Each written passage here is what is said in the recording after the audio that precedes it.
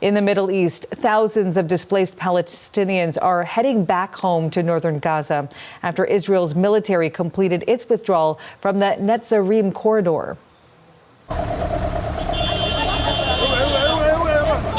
This is new video into our newsroom showing families passing through inspection checkpoints before going home. That corridor divides Gaza's north and south. The Israeli pullout is a key condition of the ceasefire deal between Hamas and Israel. The move comes a day after both sides successfully completed their fifth release and exchange of Israeli hostages and Palestinian detainees. CBC's Anna Cunningham is on this story for us from our London bureau this morning. So, Anna, walk us through the significance of this Israeli military withdrawal. Yeah, well, Marianne, this was a militarized zone for 15 months of war, the Netzarim corridor. It sort of became a buffer zone, splitting Gaza in half. Israeli military withdrawal was a ceasefire condition. And as you said, it has happened today. And we're now seeing those images of Gazans heading north back to their homes. Hamas has actually described the withdrawal as a victory. Those police checkpoints you mentioned are Hamas-run police checkpoints, and this is why we're seeing those long lines.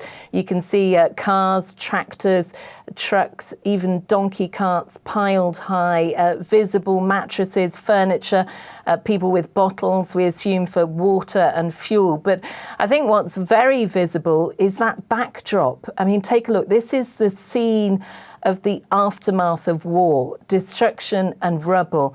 Many have decided to head north, and it's likely that they will find similar destruction there. But now that this area is open, there is also the promise of aid deliveries moving slowly north as well. Marianne.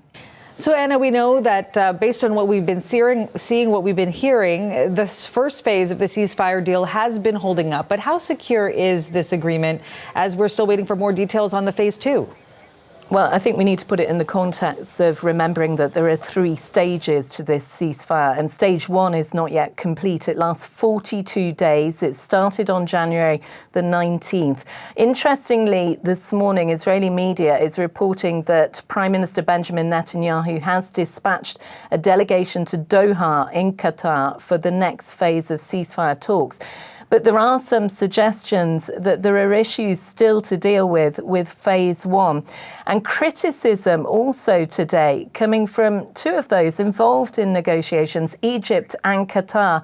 And this is not what you want from your deal brokers. Egypt saying that it's going to hold an emergency Arab summit at the end of the month to discuss serious developments for Palestinians. I think reading between the lines, we can assume that's likely related to President Donald Trump's suggestion that the US take over the Gaza Strip and that Egypt and Jordan resettle Palestinians there. Marianne.